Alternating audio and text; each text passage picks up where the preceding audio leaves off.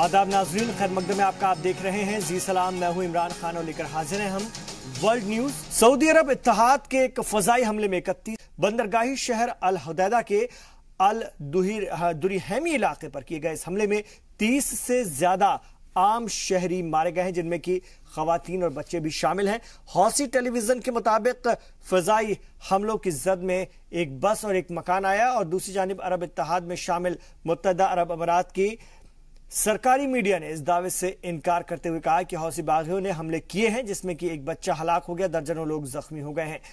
वाज़ेह कि अल हुदैदा पर कब्जे की जंग कई महीनों से जारी है और 2 हफ्ते कबल सऊदी अरब इत्तेहाद के एक फिजाई हमले में भी 40 लोग मारे गए थे, जिनमें कि ज्यादातर स्कूली बच्चे थे।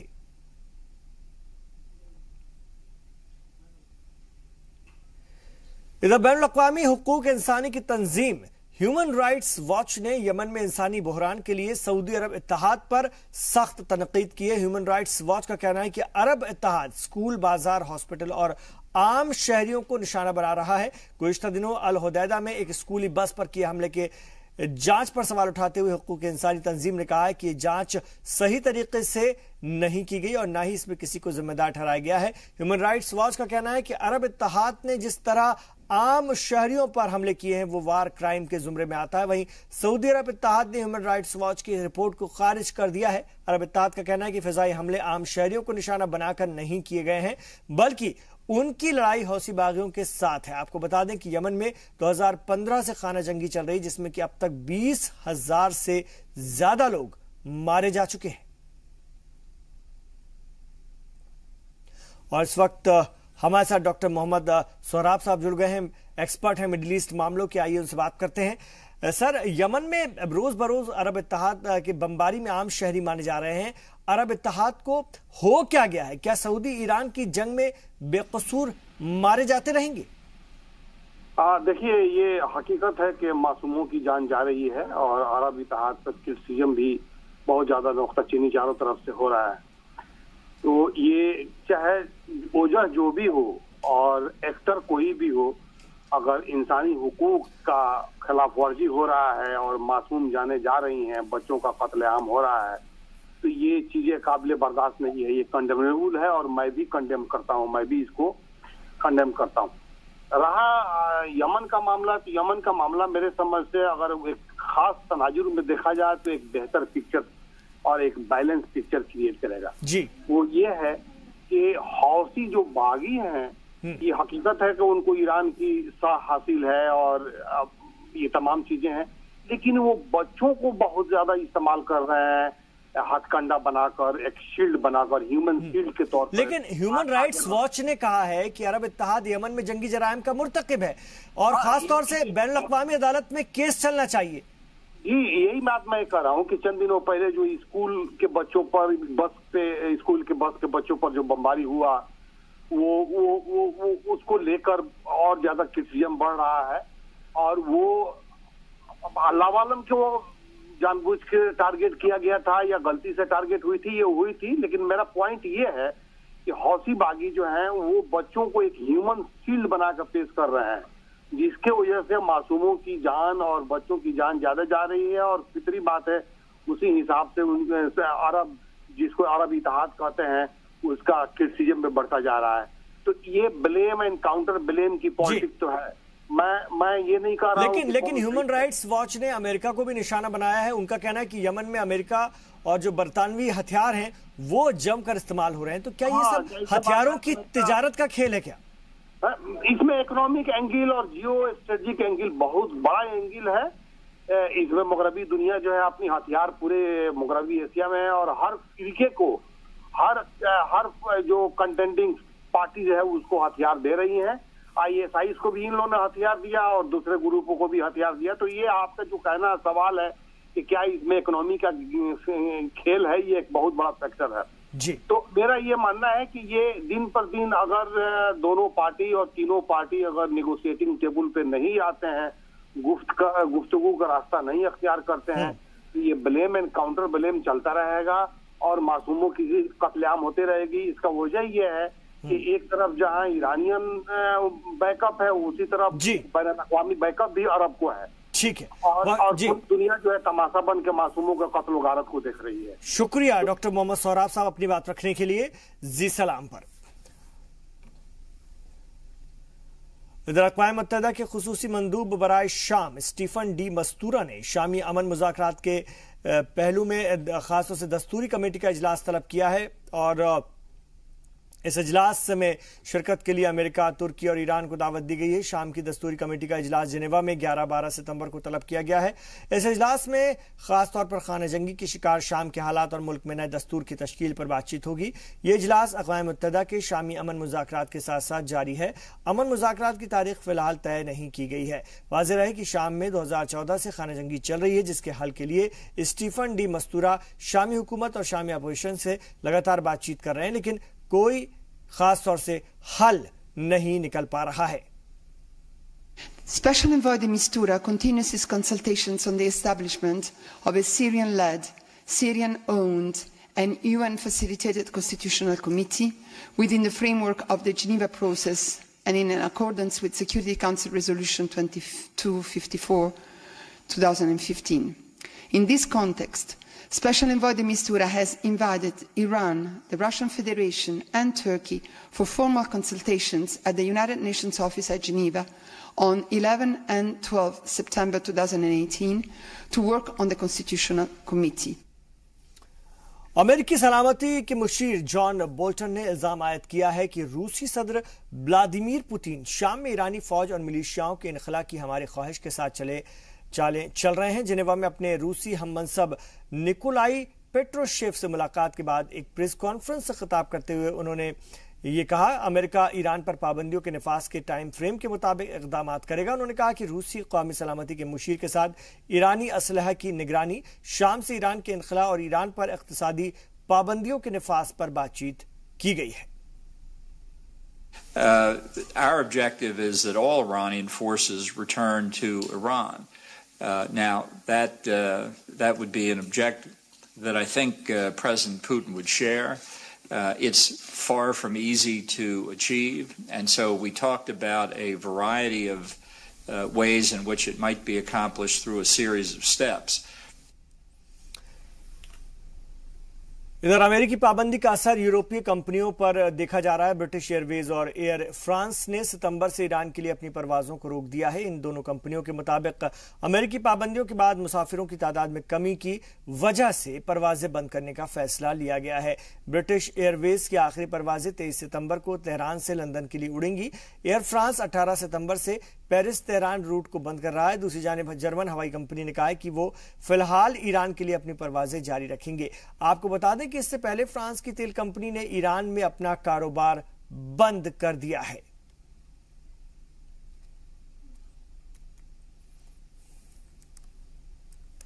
एक छोटा सा वक्फा हम यहां पर लेंगे, लौटेंगे दुनिया की और भी खबरों के साथ।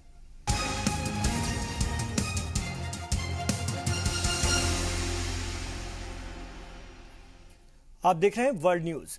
पाकिस्तान की इमरान खान हुकूमत और अमेरिकी ट्रंप इंतजामिया के बीच कशीदगी सामने आ गई है। पाकिस्तानी वजीर खारजा शाह महमूद कुरैशी ने पीएम इमरान खान के साथ अमेरिकी वजीर खारजा के गुफ्तगू के हवाले से अमेरिकी मौक़िफ़ मुस्तरद कर दिया है। दरअसल पोम्पियो ने जीत के बाद इमरान खान को फोन किया था और मुबारकबाद पेश की थी। पोम्पियो ने इमरान खान से कहा था कि वो पाकिस्तान में एक्टिव सभी दहशतगर्दों के खिलाफ सख्त कार्रवाई करें, लेकिन पाकिस्तान इस बात से इनकार कर रहा है कि ऐसी कोई बात नहीं हुई है। प्रेस कॉन्फ्रेंस से खिताब करते हुए शाह महमूद कुरैशी ने हिंद पाक मुज़ाकरात पर जोर दिया। उन्होंने कहा कि हिंदुस्तान और पाकिस्तान के दरमियान मुज़ाकरात में तातुल था और है, लेकिन हमें देखना है कि आगे कैसे बढ़ा जाए। शाह महमूद कुरैशी ने कहा कि इमरान खान पहले कह चुके हैं कि अगर हिंदुस्तान एक कदम बढ़ाएगा तो हम 2 कदम बढ़ाएंगे, लेकिन ताली दोनों हाथों से ही बचती है। तवील अरसे के बाद इंटरेक्शन हो रहा है और गालिबन ये एक 7 साल का वक्फा है कि आज मैं यहां मुखातिब हूं। आज मेरा फॉरेन ऑफिस में it was my second working day. हलफ लिया आए और फिर ईद की छुट्टियां आ गई। वजीर आजम तशरीफ लाए थे आज फॉरेन ऑफिस। उनकी ख्वाहिश थी और हमारी आरजू थी कि वो तशरीफ लाएं और हम उन्हें एक ओवरव्यू दें कि हम कहां खड़े हैं। स्कॉट मॉरिसन ऑस्ट्रेलिया के नए वजीर आजम बन गए हैं। पार्टी के अंदर मुखालफत का सामना कर रहे मैल्कम टर्नबुल को पार्टी ने बाहर का रास्ता दिखा दिया। वहीं टर्नबुल ने कहा कि वो पार्लियामेंट की रुकनियत से इस्तीफा दे देंगे। ऑस्ट्रेलिया में बरसर इक़्तिदार लिबरल पार्टी के अंदर सियासी उठापटक के बाद स्कॉट मॉरिसन को ऑस्ट्रेलिया का नया वजीर आजम चुना गया है। गवर्नर जनरल पीटर कासग्रोव ने आज उन्हें पीएम ओहदे का हलफ दिलाया। इस मौके पर लिबरल पार्टी के लीडरान के अलावा मॉरिसन के अहल खाना भी मौजूद थे।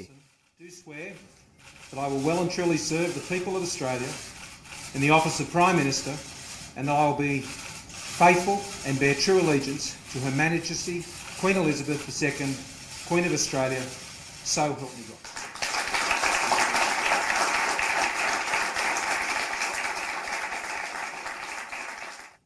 वहीं जोश फ्राइडनबर्ग को ऑस्ट्रेलिया का नया वजीर खजाना मुंतखब किया गया है।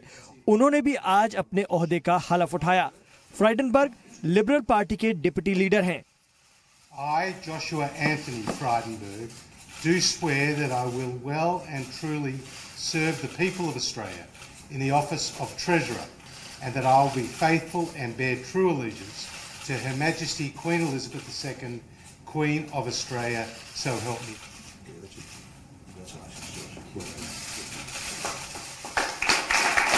इससे कबल पार्टी में मुखालफत का सामना कर रहे मैल्कम टर्नबुल को क़यादत की दौड़ से ही बाहर कर दिया गया था। पार्टी के अंदर हुए इंतखाबात में सरकार में वजीर खजाना रहे स्कॉट मॉरिसन और वजीर दाखिला पीटर डटन के बीच मुकाबला हुआ, जिसमें मॉरिसन 40 के मुकाबले 45 वोटों से जीत गए। There was a ballot conducted in the party room for the leadership of the Liberal Party. The successful candidate was Scott Morrison, and he won this vote by 45 votes to 40 for Peter Dutton. In relation to the deputy's position, this was won in a overwhelming sense, in a majority, an absolute majority, by Josh Frydenberg. वहीं मुखालफत का सामना कर रहे Malcolm Turnbull को party ने बाहर का रास्ता दिखा दिया है। टर्नबुल पिछली एक दहाई में ऑस्ट्रेलिया के ऐसे चौथे वजीर आजम हैं जिन्हें इस तरह बाहर किया गया है। पीएम ओहदे से हटाए जाने के बाद टर्नबुल ने कहा कि वो पार्लियामेंट की रुकनियत से भी इस्तीफा दे देंगे। I think it has been a challenging time to be Prime Minister, but I'm very proud of our record. I'm very proud of my government, my minister's record in achievement. It has been such a privilege to be the leader of this great nation. I love Australia. I love Australians. We are the most successful multicultural society in the world. And I have always defended that and advanced that. Oh no, I'll be leaving the Parliament not before too long. Okay, as I've always said, I've been very clear about that. It's not a secret. Now, I'm just going to go.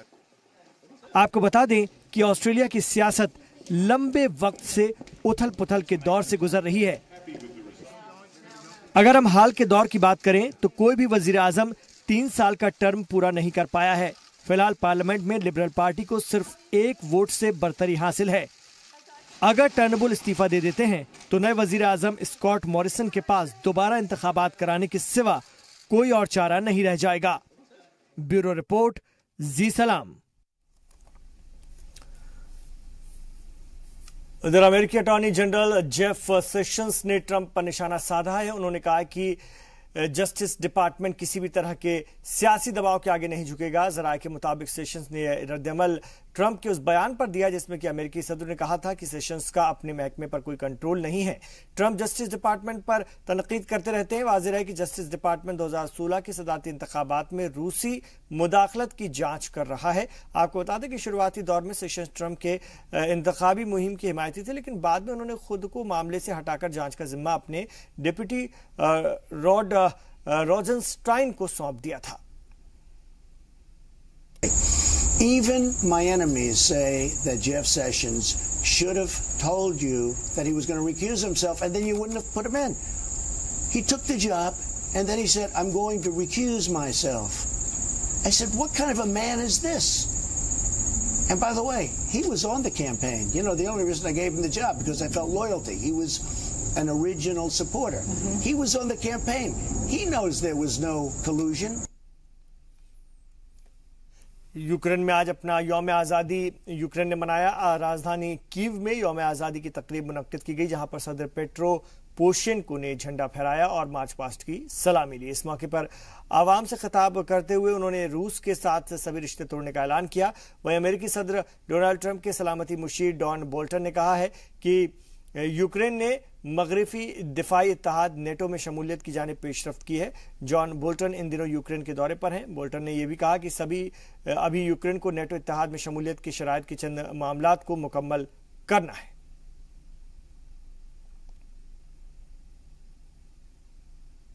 It's just important from a policy point of view for a Ukrainian government to look at these alternative sources so that they're not dependent on Russia, not dependent, particularly if Nord Stream 2 goes through and the pipeline that Russia now uses through Ukraine leaves Ukraine and others at risk, that the Russians will not supply adequate gas, or even if they commit to do that, that they don't live up to their commitments.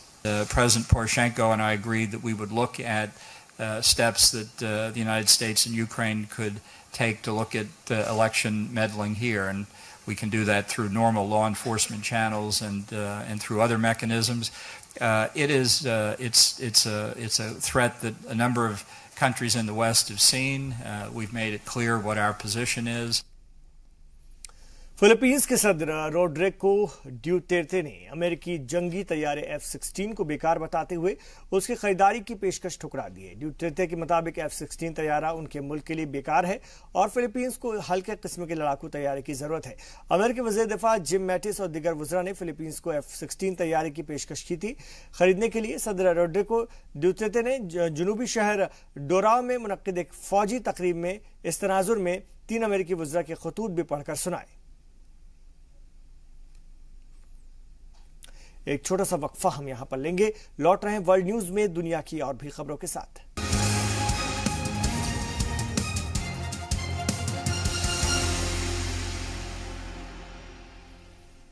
आप देख रहे हैं world news. Venezuela में लाखों की तादाद में लोग मुल्क छोड़कर जा रहे हैं। हजारों लोग रोजाना पड़ोसी मुल्क ब्राजील और इक्वाडोर की तरफ जा रहे हैं। वेनेजुएला में महंगाई हजारों गुना बढ़ गई है, मईशत डूबने की कगार पर है और लोगों के पास खाने के लिए कुछ भी नहीं बचा है।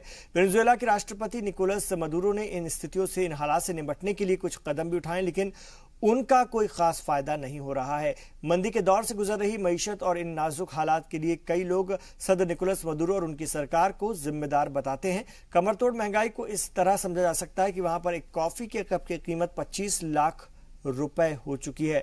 लोग किसी सामान के लिए नगद में पैसे तक नहीं दे पा रहे हैं। वेनेजुएला की मईशत तेल पर टिकी हुई है, लेकिन अमेरिकी पाबंदी के सबब एक्सपोर्ट कम हो गया है। गैर मुल्की करेंसी में भी कमी होने लगी है।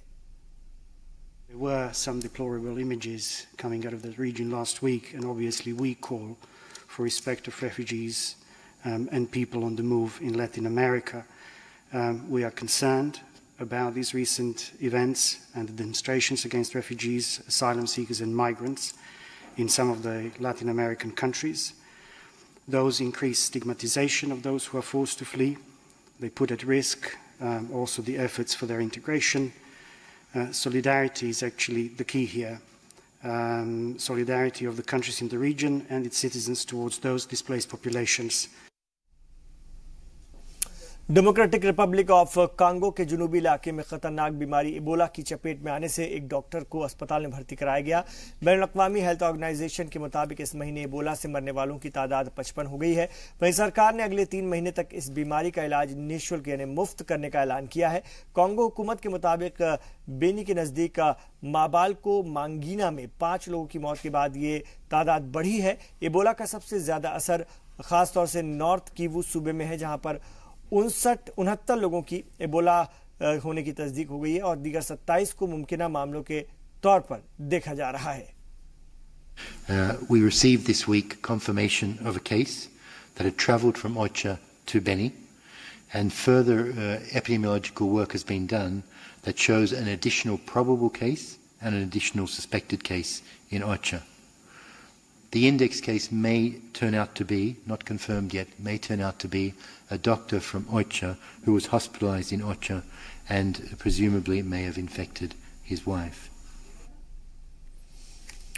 जबरदस्त समुद्री तूफान अमेरिका के हवाई जजीरे के साहिल से टकराने वाला है। भारी बारिश और सैलाब के साथ ही तेज लहरों के उठना शुरू हो गया है और तूफान की आमद की वजह से लोग बहुत जरूरी सामान इकट्ठा करने में जुट गए हैं। तूफान लेन के और मजबूत होने की वजह से इसे इंतहाई खासतौर से कैटेगरी 5 के तूफान में रखा गया, जिससे बचने के लिए लोग जद्दोजहद कर रहे हैं और इससे भारी तबाही का खदशा भी है। ये तूफान इसी कुव्वत के साथ किसी भी वक्त हवाई जजीरे से टकराएगा। महकमा मौसमियात का कहना है कि तूफान लेन में छतें और दीवारें ढह सकती हैं और तेज हवाओं से पेड़ और बिजली के खंभे भी गिर सकते हैं। मकामी गवर्नर के अलावा अमेरिकी सदर ट्रंप ने भी लोगों को एहतियात बरतने की अपील की है। Expected to pass dangerously close to the islands as a hurricane on Friday, and the most uncertainty still lies within that weakening trend and the turn that it does take. और अब बात दुनिया की सबसे बड़ी family की। 67 साल के हेड ऑफ द फैमिली की 39 बीवियां, पूरी फैमिली में 181 लोग एक ही घर में रहते हैं। दुनिया की सबसे बड़ी ये फैमिली किसी और मुल्क में नहीं बल्कि अपने ही मुल्क के सूबे मिजोरम में है। आइए आपको मिलाते हैं इस यूनिक फैमिली से।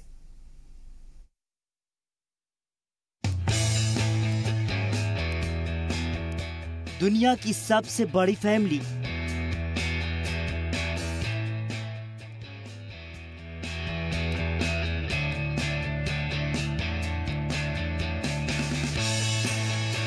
जहां रहते हैं 181 लोग। आज के दौर में जब लोग न्यूक्लियर फैमिली कॉन्सेप्ट को पूरी तरह अपना चुके हैं, ऐसे में मिजोरम की ये फैमिली ज्वाइंट फैमिली के कॉन्सेप्ट को जिंदा रखे हुए है। मिलिए मिजोरम के रहने वाले डेड जोना की इस यूनिक फैमिली से, जो दुनिया की सबसे बड़ी फैमिली है।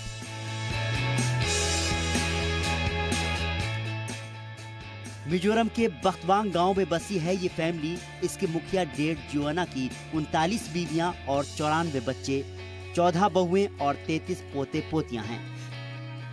4 मंजिला इमारत के 100 कमरों में रहती है पूरी फैमिली। फैमिली के मुखिया डेड जियोना की उम्र है 67 साल, जो पेशे से कारपेंटर हैं। आप सोच रहे होंगे कि इतनी लंबी चौड़ी फैमिली में क्या लोग अमन से रह पाते होंगे, तो हम आपको बता दें कि इस फैमिली का डिसिप्लिन देखने लायक है। इस फैमिली के मुखिया भले ही डेड जियोना हो, लेकिन असली हेड ऑफ द फैमिली हैं जथियांगी, जो जियोना की पहली बीवी हैं। जथियांगी ही फैमिली के मेंबर्स को काम सौंपे।